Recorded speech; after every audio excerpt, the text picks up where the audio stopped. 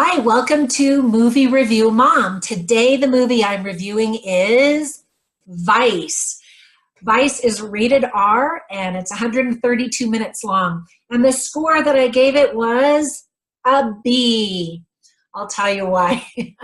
First of all, in a nutshell, the very first thing you see on the screen when the movie starts kind of sums up the attitude and just it sums up the attitude of this movie. It says, the following is a true story, or as true as it can be, given that Dick Cheney is known as one of the most secretive leaders in history.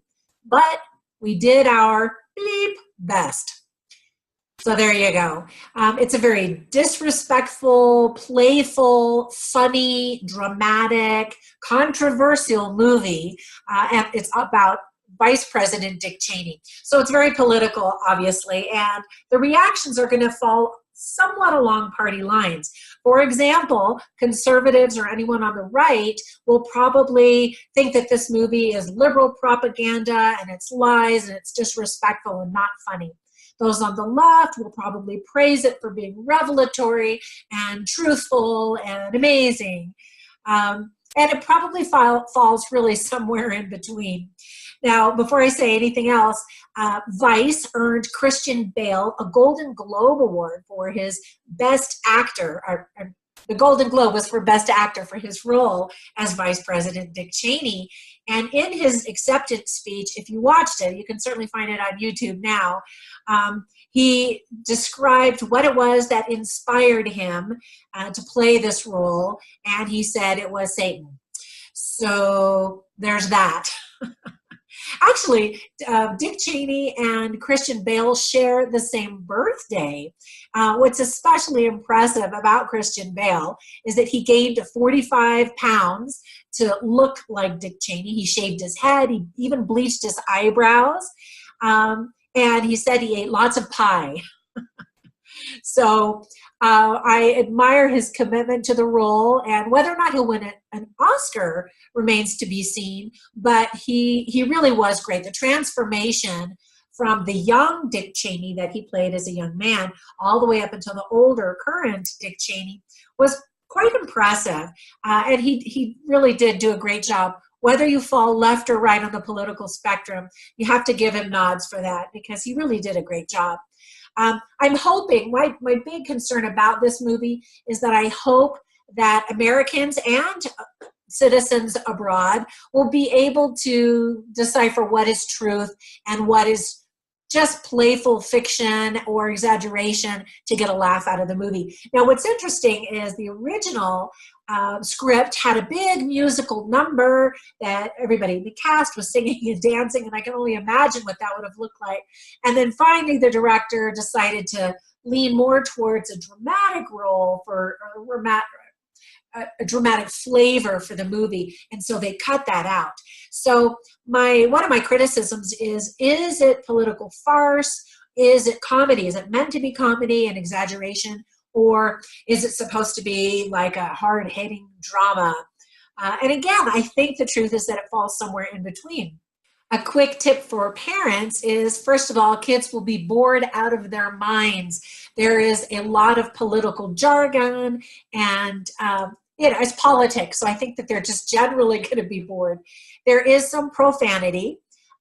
There's some inappropriate chatter. There are some bloody scenes as well as a heart operation. You see some brief scenes of torture, some talk of torture, and there are some profanity and I think 2 F-bombs. So there you go. But on the good side, there are some themes that are worth talking about and having a conversation with your kids. For example, Kurt, who's played by Jesse Plemons, says, how does a man go on to become who he is? And this movie really takes a look at that evolution of the rascal that Dick Cheney appears to be when he was young, all the way up to the adult that we know, and the decisions that lead up to that character or the lack of character, depending on how you look at it. It's certainly a deep look at power and ambition. Not just him, but a lot of the other political people around him, including his wife, Lynn Cheney. They paint her as really the woman beneath his wings, but the woman that really pushes and drives and has that political ambition almost more than Dick Cheney does, which is interesting and probably also partially true as well. So there were some other things that I really liked about the movie. Besides the physical transformation of Dick Cheney, everybody else in his life goes through that as well. For example, Amy Adams playing the role of his wife, Lynn Cheney. Steve Carell, Sam Rockwell, Tyler Perry, Allison Pill, among the names of people that you would recognize. These are the people in his life, or at least that are shown in the story, and they age as well. And so the makeup and the costume design and all of that is just really great. It shows the progression through the decades. I loved Amy Adams. She's fantastic. I love her in everything that she does. And Sam Rockwell, I thought, was fantastic. He plays President George W. Bush. He was hilarious and disrespectful at the same time. He actually had to wear a prosthetic to make his lip look like President Bush's, as well as a completely fake nose. I thought he was just fantastic in The Three Billboards and Outside Ebbing, Missouri, that movie. I don't know if you ever saw it, but his performance was fantastic.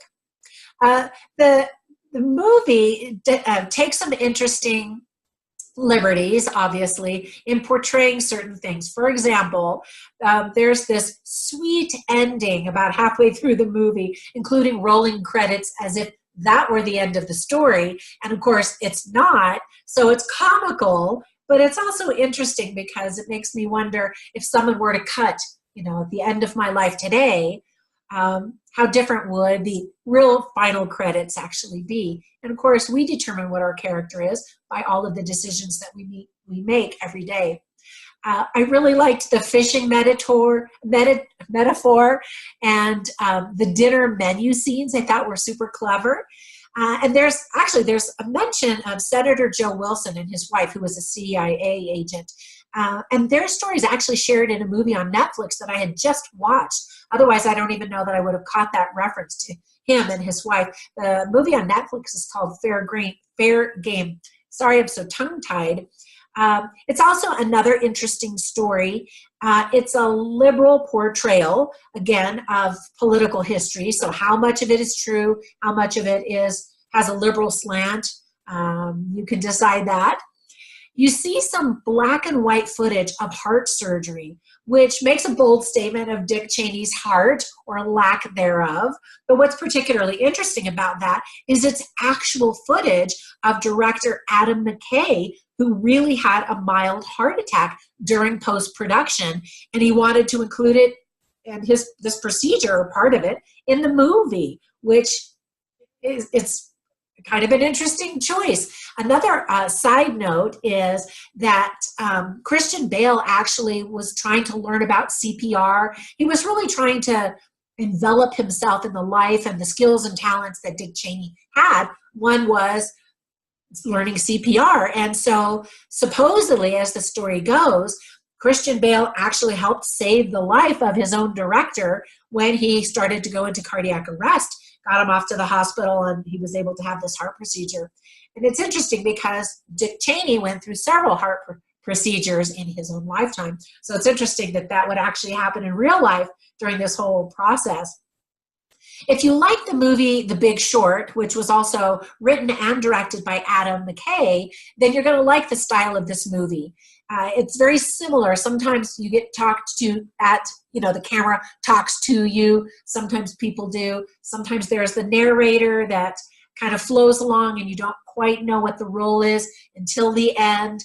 There's some of those kinds of elements. This director certainly has an interesting, creative way to present complicated things like finance in the case of The Big Short, or politics in the case of this movie Vice, in a very entertaining way.